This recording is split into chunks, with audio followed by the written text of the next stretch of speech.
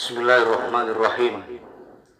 Alhamdulillah wa bihi nasta'in wa la hawla wa la quwwata illa billah.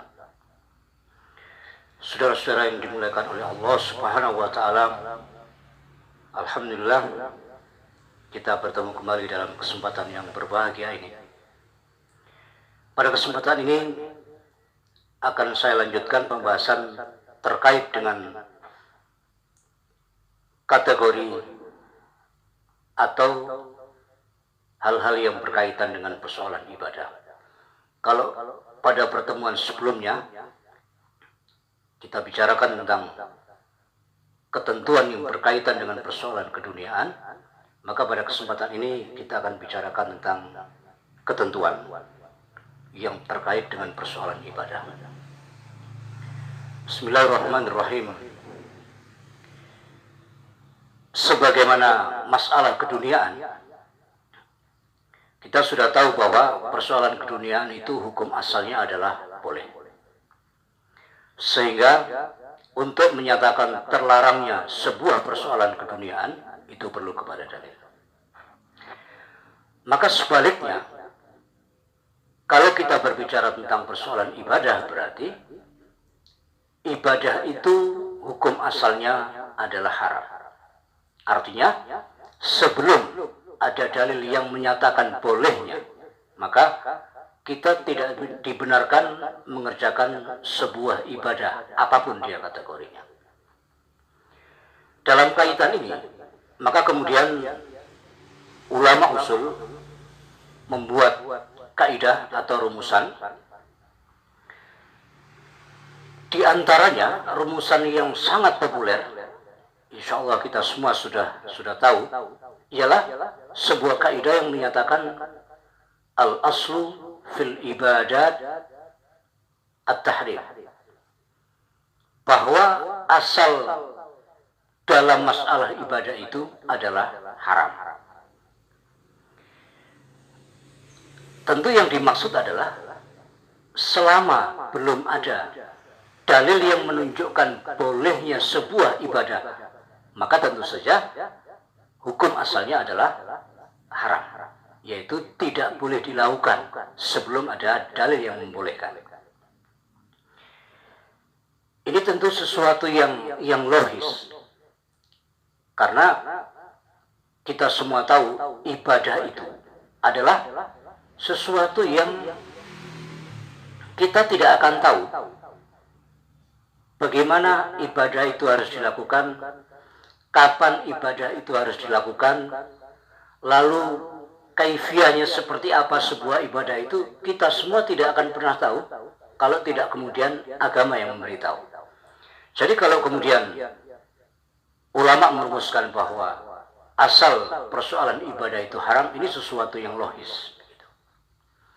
Kemudian saudara-saudara, ada kaidah lain di samping kaidah yang menyatakan al-aslu fil ibadah at-tahrim tadi itu. Ada juga kaidah lain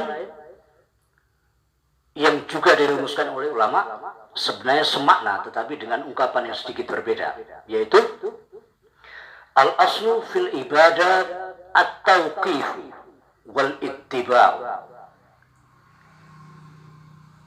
Asal persoalan ibadah itu adalah at-tauqif. Tauqif itu artinya menghentikan atau berhenti. Berhenti yang dimaksud dalam kaidah ini adalah berarti kita tidak melakukan apapun, kita bersikap diam sebelum ada dalil yang membenarkan kita melakukan sebuah ibadah. Tauqif itu juga bisa dengan arti menahan diri. Jadi berarti kita menahan diri untuk tidak melakukan sebuah ibadah sebelum ada dalil yang membolehkan. Bisa juga dengan arti tergantung. Maka berarti kita melakukan sebuah ibadah itu adalah tergantung kepada apakah ada dalil yang membenarkan atau tidak. Gitu.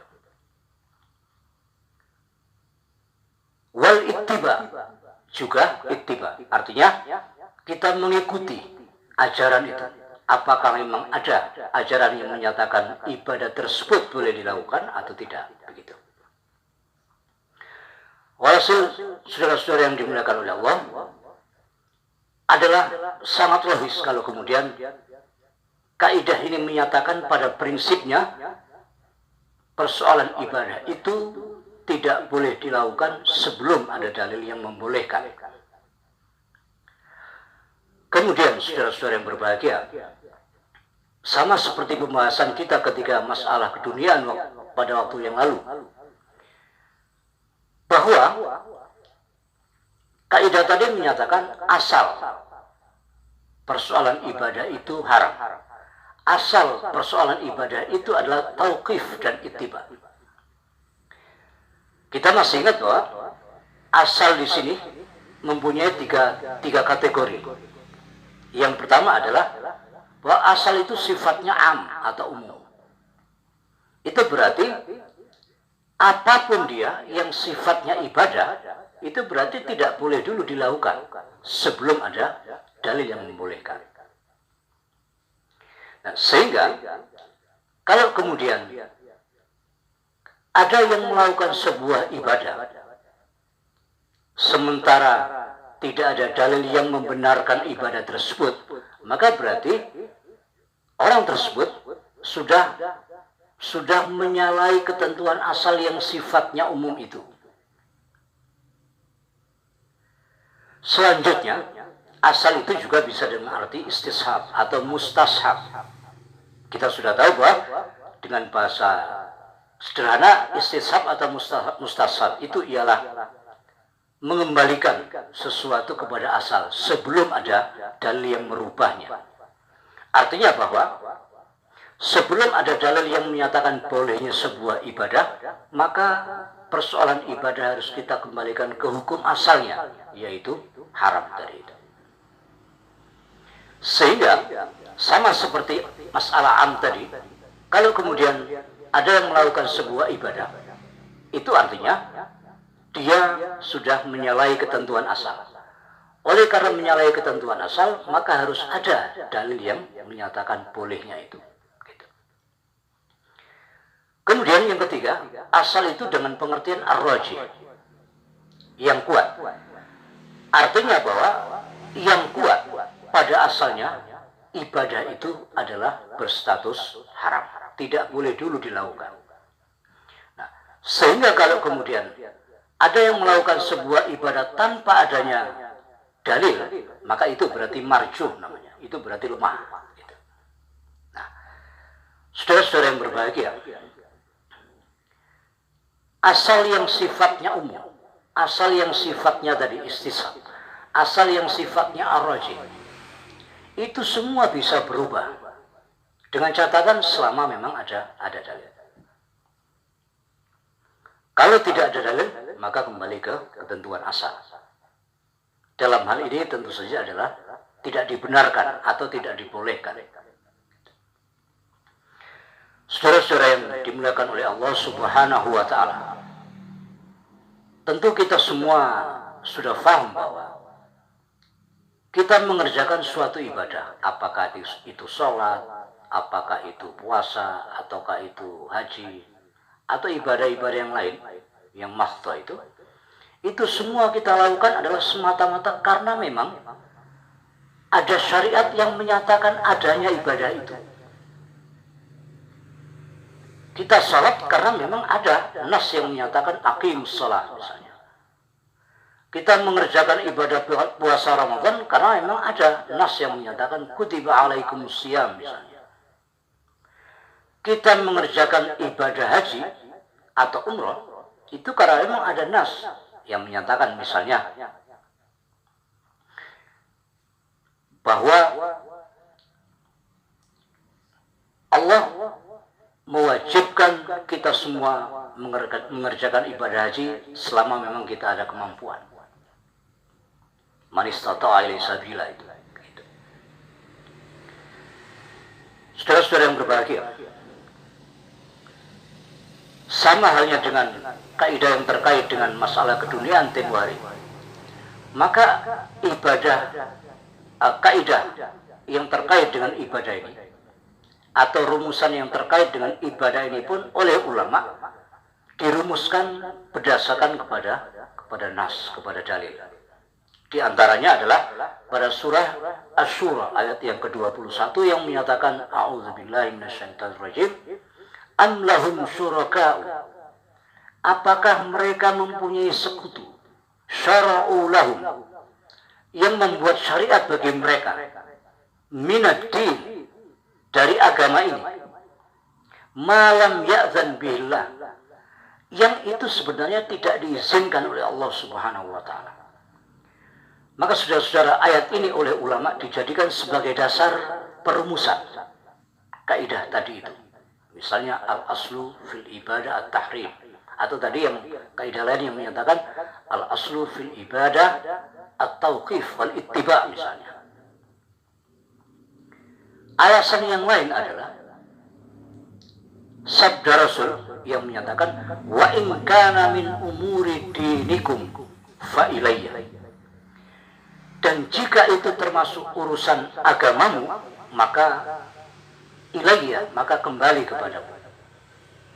Tentu maksudnya adalah sebelum aku membolehkan kalian berbuat sebuah ibadah, kalian tidak boleh melakukan sebuah ibadah. Rujuk kepadaku, ada apa tidak ibadah itu. Begitu. Kemudian juga dari yang lain yang juga sudah populer, misalnya man ahdasa fi amrina hadza ma laisa minhu fa huwa raddun, misalnya. Barang siapa mengada-ada dalam urusan ini ibadah yang itu tidak ada alasannya atau tidak ada nasnya, katakan, itu adalah sesuatu yang ditolak oleh Allah Subhanahu wa taala. Ini sesuatu yang biasa saja. Artinya bahwa kalau kemudian kita baru boleh mengerjakan sebuah ibadah itu setelah memang ada dalil yang membolehkan, ini sesuatu yang biasa saja. Biasa dalam konteks ini logis begitu. Karena kita tahu bahwa ibadah itu keberadaannya, kaifiyahnya dan sebagainya itu baru bisa kita ketahui setelah memang ada dalil. Gitu. Saudara-saudara yang dimuliakan oleh Allah Subhanahu wa taala. Terkait dengan ini ada baiknya saya kutipkan pernyataan ulama. Tentu saja kutipan ulama ini adalah untuk memperkuat atau paling tidak untuk kemudian bahwa sebenarnya rumusan ini memang bukan sesuatu yang diada-ada oleh para ulama. Ialah yang menyatakan al-aslu fil ibadati at-tahrim. Asal dalam masalah ibadah itu adalah at-tahrim, haram maksudnya. Sama dengan tadi. Fala yajuzu lil insani ay yata'abbada lillahi azza wa jalla. Maka oleh karena itu tidak boleh bagi manusia beribadah kepada Allah azza wa jalla biibadatin, dengan suatu ibadah, illa, kecuali idza warada dalilun minasyari', kecuali apabila terdapat dalil dari asyari', dari Allah, juga termasuk dari Rasulnya. Bikauni tilkal ibadah masyru'ah, di mana bahwa ibadah itu memang disyariatkan. Artinya ketika ada dalil yang memang mensyariatkan, maka ibadah itu boleh kita lakukan. Begitu. Selanjutnya, wala yajuzu lana an nakhtari'a ibadatin jadidatan, dan tidak boleh bagi kita untuk membuat ibadatin jadidah, membuat ibadah yang baru. Artinya mengada-ada sebuah ibadah yang tidak ada hukum asalnya. Misalnya sholat 2 rakaat sebelum naik mobil misalnya. Nah, seperti itu misalnya. wa nata'abbadullaha biha, dan kemudian beribadah kepada Allah dengan ibadah yang ikhtira' tadi, yang dibuat itu tadi. Gitu. Nah, kemudian ibadah itu ada dua sifatnya. Yang pertama adalah ibadah jadidah fi asliha. Nah, artinya begini. Ibadah baru, artinya ibadah itu tidak ada. Gitu. Seperti yang saya sampaikan tadi, misalnya sholat 2 rakaat sebelum mengendarai mobil misalnya. Ini namanya ibadah jadidah. Fi asliha, yang asalnya laisat masyru'ah, tidak disyariatkan. Yang kedua, al-nabtadi'u sifatan fil ibadah, atau membuat atau mengadakan sebuah sifat atau sebuah cara baru dalam ibadah yang notabene laisat waridah fi syari', yang notabene tidak ada dalam syariat. Misalnya bersedekap ketika rukuk misalnya. Kita tahu bahwa rukuk itu berdasarkan nas-nas dan kebiasaan beribadah kita selama ini, rukuk itu kedua tangan ditempatkan di lutut. Tapi kemudian misalnya kita membuat cara baru. Nah, ini yang dimaksud dengan nabtadi sifat tadi itu. Nah, kemudian misalnya ketika rukuk justru kedua tangan kita sedekapkan di dada misalnya. Nah, ini tentu sebuah sifat baru dalam ibadah. Saudara-saudara yang berbahagia, walhasil ingin menyatakan bahwa ini seperti yang dirumuskan oleh ulama tadi dalam kaidah yang sudah kita sebutkan di atas. Kemudian saudara-saudara yang berbahagia, ada sebuah peristiwa yang sebenarnya peristiwa ini adalah ingin menunjukkan bahwa kejadian tersebut atau perbuatan tersebut kemudian menjadi salah satu cara di dalam beribadah itu karena memang dibenarkan oleh Rasul. Misalnya, jadi ada cerita bahwa satu ketika Rasul mengimami itu, kemudian ada salah seorang sahabat yang membaca Allahu Akbar kabir walhamdulillahi katsira wa subhanallahi bukratan wa asila. Begitu Rasul mendengar bacaan itu, Rasul bertanya kepada para sahabat yang lain, siapa yang membaca itu tadi? Oleh sahabat dijawab, si fulan, itulah katanya. Kata Rasul, ajibtulah, saya sungguh takjub kepadanya, kepada bacaan itu tadi. Futihat laha abwabus sama, yang kemudian pintu-pintu langit itu menjadi terbuka atau dibuka.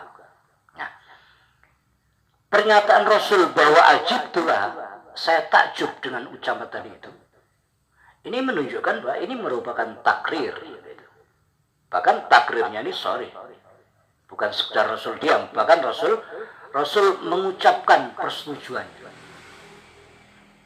Artinya bahwa bacaan Allahu Akbar kabira walhamdulillahi katsira subhanallahi bukratan wa asila tadi itu boleh dibaca karena memang Rasul menyatakan tentang persetujuannya terhadap ucapan itu dengan kalimat ajibtulah, saya merasa takjub kepadanya, kepada bacaan itu. Saudara-saudara yang dimuliakan oleh Allah Subhanahu wa taala,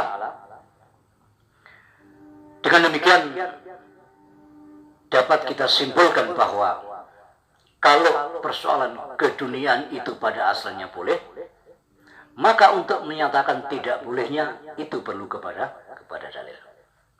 Sebaliknya, oleh karena persoalan ibadah itu pada asalnya haram, tidak boleh kita lakukan, maka untuk menyatakan bolehnya sebuah ibadah itu dilakukan, ini yang justru perlu kepada dalil. Nah, saudara-saudara, kenapa persoalan keduniaan atau ibadah ini menjadi penting untuk dibicarakan? Adalah agar tidak terdapat kesalahan tempat, yaitu sehingga tidak ada lagi pertanyaan misalnya, oh kalau begitu bagaimana dengan berkendara pakai mobil? Bagaimana dengan memakai HP? Bagaimana dengan hal-hal lain yang sifatnya keduniaan yang di zaman Rasul tidak pernah dilakukan? Nah, adanya pertanyaan-pertanyaan ini adalah karena ada salah tempat, salah pasang. Kenapa? Karena kita tahu bahwa keduniaan itu pada asalnya memang boleh kita lakukan. Sehingga meskipun di zaman Rasul itu belum dilakukan, tidak terlarang. Selama tentu saja ini tidak bertentangan dengan prinsip-prinsip umum syariat. Adapun persoalan ibadah, kita semua tahu, oleh karena pada asalnya haram, maka ketika membolehkan sebuah ibadah, misalnya sengaja salat 2 rakaat untuk sebelumnya kita mau mengendarai mobil misalnya. Nah, ini perlu kepada dalil. Begitu. Kenapa? Karena pada asalnya ibadah itu tidak boleh dulu dilakukan sebelum ada keterangan dari syariat yang membolehkan. Artinya, kalau kemudian untuk menyatakan bolehnya sebuah ibadah itu perlu dalil, itu sesuatu yang logis dan itu biasa. Begitu. Karena memang sebuah ibadah itu baru bisa kita ketahui wujudnya, caranya, dan hal-hal lain yang terkait dengan ibadah itu adalah karena memang setelah kita diberitahu oleh agama, oleh syariat, baik oleh Allah ataupun oleh Rasulnya. Saudara-saudara yang dimuliakan oleh Allah Subhanahu wa Ta'ala, demikian mudah-mudahan sedikit yang dapat disampaikan pada kesempatan ini bermanfaat, wabil khusus untuk saya juga untuk semuanya. Mudah-mudahan Allah senantiasa meridhai kita semua dan senantiasa membimbing kita semua agar kita selalu taat kepada Allah dan Rasulnya.